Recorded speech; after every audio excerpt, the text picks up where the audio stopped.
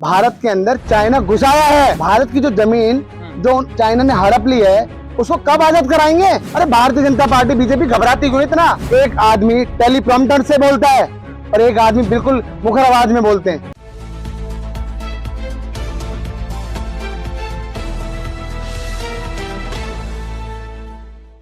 राहुल गांधी की कैम्ब्रिज में जो दिए गए भाषण के बाद बीजेपी असहज महसूस कर रही है या हमलावर है? जिस तरह से लगातार बयानबाजी कर रही है, राहुल गांधी को कह रही है कि राहुल गांधी विदेश में जाकर के भारत का सर नीचा कर दिया। ये सब मैं क्या बोलूं, मुझे हंसी आती है। अरे राहुल जी विदेशों में गए हैं तो देश का नाम नीचा हो रहा है ऊंचा हो रहा है? अरे ऊंचा हो रहा है भैया, कैसी बात कर रहे हो आप? आप बताइए कि एक आदमी टेलीप्रॉम्प्टर से बोलता है और एक आदमी बिल्कुल मुखर आवाज में बोलते हैं। सोचिए सोचिए, आप मुझे बताइए क्या क्या दिक्कत हो रही है? राहुल जी इतना घबराते क्यों हैं? अरे भारतीय जनता पार्टी बीजेपी घबराती क्यों इतना? ये बताइए क्यों घबराती है इतना? अरे एक मात्र खतरनाक खतरा है देश के लिए।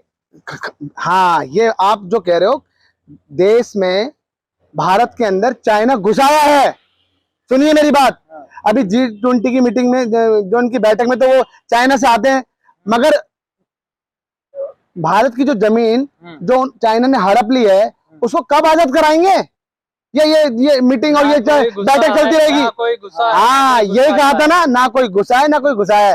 और सबसे पहले अगर क्या नाम है आपका, नरेंद्र मोदी को अगर बताने वाले हैं शख्स तो कौन है? वो राहुल गांधी जी हैं, जिन्होंने सबसे पहले देश के चौकीदार को बता दिया था, नरेंद्र मोदी जी को बता दिया था कि देश में चाइना घुस आया है।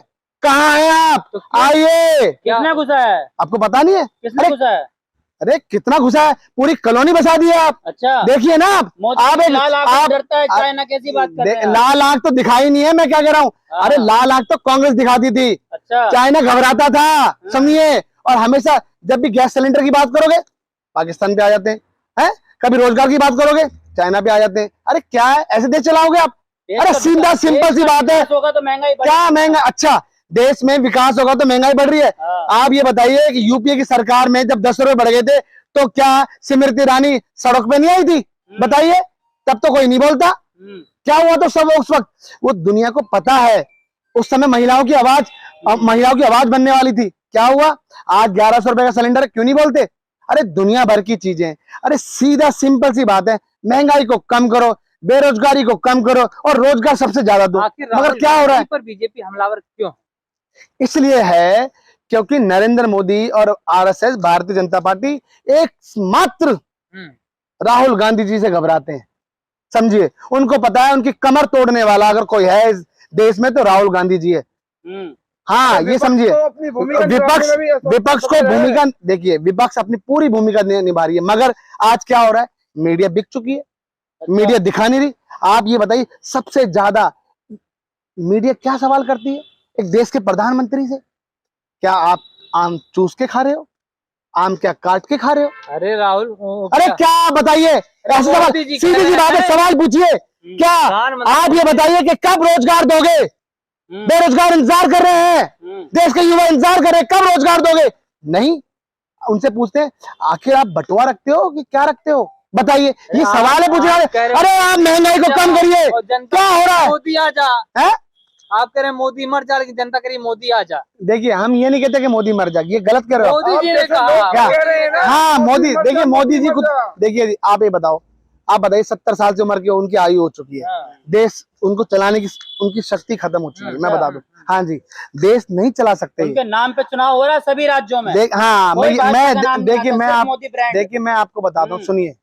ये देश अडानी और अंबानी चला रहे हैं।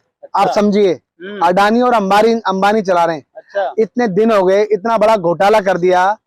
एक आदमी 609 से दूसरे नंबर पे आ जाता है, समझिए। और ये इतना बड़ा घोटाला होता है और वो आदमी 35वें नंबर पे सरक जाता है। सोचिए ऐसा क्यों हुआ? आप बताइए ना। इतना बड़ा दिक्कत हो गई, क्यों जेपीसी की जांच नहीं होती? बताइए क्यों नहीं होती पहले? अब गया है ना, हम कहा हाँ, अब कमेटी का गठन हुआ, अब गया, मगर इससे पहले क्यों नहीं हुआ? मैं ये कहना चाहता हूं। अरे आपको मैं बता रहा हूं, आप इनसे सीधा सटीक मुद्दे पूछिए। आपने कहा था बेरोजगारी को कम करेंगे, क्या हुआ? महंगाई को कम करेंगे, क्या हुआ? अरे रोजगार दो युवाओं को। कम कर रहे हैं, हैं? कह रहे हैं कम हाँ, वो मुंह से कह रहे हैं कम करें। अरे मैं कहना चाहता हूँ, नरेंद्र मोदी के पास एक टेलीविजन है, मोदी सरकार समझिए। नरेंद्र मोदी बीजेपी के बाद टेलीविजन है, टेलीविजन सिर्फ वो देश टेलीविजन से चल रहा है। और कुछ चंद जो किराए की टट्टू मीडिया है, मैं आपको बता दूं, किराए की टट्टू मीडिया है जो सिर्फ नहीं, सुनिए, सवाल आपको मैं बता रहा हूं, 100% में से सिर्फ 10% लोग हैं जो सही चैनल, सही चीजें दिखा रहे हैं, मगर बाकी 90% तो बिकी हुई मीडिया है। अच्छा, बिल्कुल बिकी हुई है। नहीं, आप बताइए, ऐसे सवाल पूछोगे, क्या आम चूस के खाते हो या काट के खाते हो? ये सवाल होते हैं पूछने वाले। अरे आप थकते क्यों नहीं हो? 18 घंटे काम करने का नतीजा है जो देश की इतनी बड़ी दुर्गति हो गई। क्या विकास हो रहा है? मैं आपसे पूछ रहा था भाई, क्या विकास हो रहा है, ये तो बता दो मुझे, क्या विकास हुआ? मुझको बताओ, कौन सी इन्होंने संस्थाएं बनाई है? मेरी बात सुनिए, कौन सी संस्थाएं बनाई है? क्या बनाया है? अरे कहाँ गई? सुनो, बुलेट ट्रेन कहाँ गई? मुझको बताइए। सो स्मार्ट सिटी, भ्रष्टाचारी करने वालों को जेलों में ठोका है मोदी जी ने, क्या बुलडोज किए हैं। मुझको ये बताइए, काला धन आया? भ्रष्टाचार किसने किया? स्विस बैंक में। सुनिए 50% से ज्यादा स्विस बैंक में और पैसा जमा हुआ है, 50% से ज्यादा। और सरकार किसकी है बताइए आप? 9 सालों सरकार किसकी है? स्विस बैंक में दबा के पैसा जमा किया कराया जा रहा है, बताइए। अरे 3 गवर्नर बदलने पड़ रहे हैं, आप समझिए। देश ऐसे चलाओगे आप? है जब मन में आया आपने जीएसटी ले आए। अरे जीएसटी तो कांग्रेस लेकर आई थी, कितना कैसे प्रकार के उसमें वो थे। आज देखिए जीएसटी क्या समझ में नहीं आया अभी तक लोगों को। अरे मीडियम क्लास जो लोग हैं, गरीब जनता है, उनकी कमर टूट चुकी है जीएसटी से। आप बताइए नोटबंदी से क्या मिला? मैं आपसे पूछना चाहता हूँ, क्या मेरा मतलब 4 चीजें बताइए। क्या काला पैसा? आप मुझको बताइए। अरे भाई साहब, काला पैसा मैं आपको बता रहा हूँ, किसी का काला, गरीब जनता मर गई। गरीब जनता ने जो दबा रखा था, जैसे गरीब जनता, हाँ, गरीब जनता दबाएगी पैसा, और अमीर जनता के पास पैसा है वो नहीं दबा रही। क्या कैसे क्वेश्चन पूछ रहे हो भाई साहब? देखिए मैं आपको बता रहा हूँ, सुनिए, गरीब जनता मरी थी लाइन में लग के, आप समझिए। आज देश को सुनो, देश को एक अच्छे ने विजन की जरूरत है। नरेंद्र मोदी के पास टेलीविजन है, आप समझिए। देश अमृत काल नहीं, देश मृत्यु काल की तरफ जा रहा है। आप मुझको बताइए, आपने कहा मुझको कि चुनाव तो जीत रही है, आप ये बताइए इन 3 स्टेटों में से 2 स्टेट तो ऑलरेडी बीजेपी के पास थे, नया क्या हुआ? अरे अभी पता चलेगा आपको। देश देखिए हिंदू मुस्लिम से मर रहा है। आप बताइए, आप ये बताइए कि देश को आजाद कराने में क्या हिंदुओं का हाथ है? मैं आपसे पूछना चाहता हूँ, क्या मुस्लिमों का हाथ नहीं है? मुझको बताइए आप। अभी तो मोदी जी कह रहे हैं सबका विकास। क्या सबका साथ? अरे खुद का विकास कर रहे हैं वो। मैं आपको सीधा सी सटीक में बात बता देता हूँ, ये देश ना मुस्लिम छोड़ के जाएंगे, ना सिख छोड़ के जाएंगे, ना ईसाई छोड़ के जाएंगे, ना हिंदू। ये देश भारत बना है इन सभी धर्मों से, सभी जातियों से।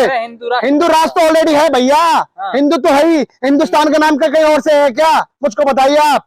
अरे हिंदुस्तान में हिंदू खतरे में क्या? मैं क्या कह रहा हूँ, भारत। कांग्रेस के लोग जो हैं ये ईडी वीडी से क्यों घबराते हैं? मुझे कौन घबराता है? सब घबराते हैं। आप मुझको बताइए। सुनिए 10 दिन ईडी का छापेमारी चलती रही। राहुल जी, सोनिया जी, बताइए क्या आरोप सिद्ध हुआ? मैं आपसे पूछना चाहता हूँ, बार बार कह रहे थे अब सलाखों के पीछे, अब जेल में। अरे जेल में कोई, आपको लगता है कितने ही कोशिश कर ले भारतीय जनता पार्टी, नरेंद्र मोदी कुछ भी कर ले, सुनिए इन बड़ी बड़ी ताकतों से अगर कोई लड़ रहा है तो कांग्रेस पार्टी लड़ रही है, राहुल गांधी जी लड़ रहे हैं। राहुल गांधी प्रधानमंत्री बनेंगे लग रहा है। मैं सुनिए, अगर उनको प्रधानमंत्री बनना होता, आप समझिए, तो जब सरकार थी तब बन सकते थे, आप समझिए, मगर नहीं। अगर बनेंगे तो चुनाव लड़के ही बनेंगे, और बनेंगे निश्चित तौर से, निश्चित रूप से बनेंगे, और देश की जनता ही बनाएगी। मगर मैं आपको बता रहा हूं, अगर ये मीडिया, इस देश का चौथा स्तंभ, देश का मीडिया, अगर सही से सही क्वेश्चन अगर नरेंद्र मोदी बीजेपी से करे,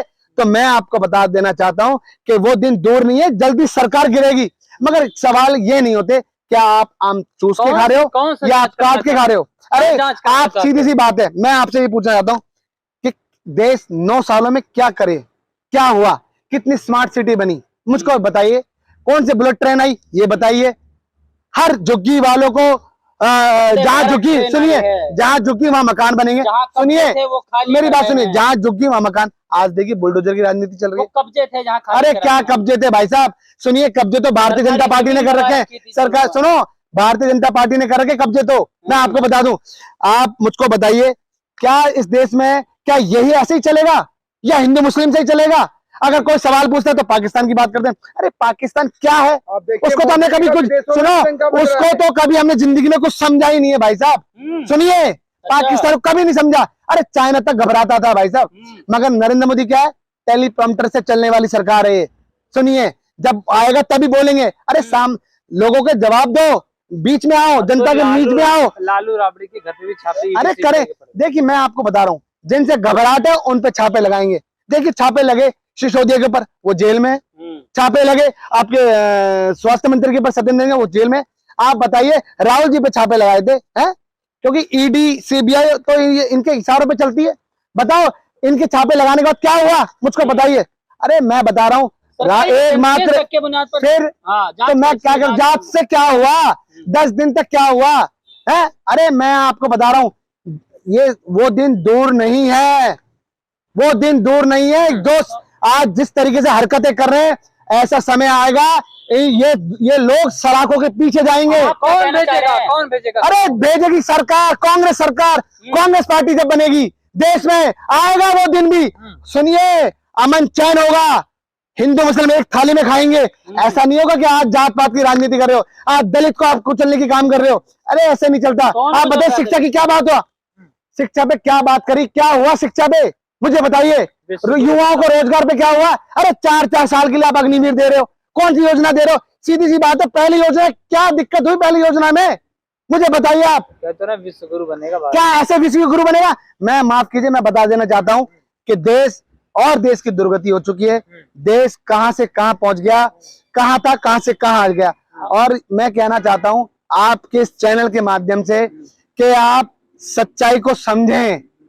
कोई देश खतरे में नहीं है, कोई हिंदू खतरे में नहीं है, क्योंकि देश का प्रधानमंत्री हिंदू है, देश की राष्ट्रपति हिंदू है, देखिए चीफ जस्टिस हिंदू है, देश के मुख्यमंत्री हिंदू है, मगर फिर भी देश खतरे में नहीं है।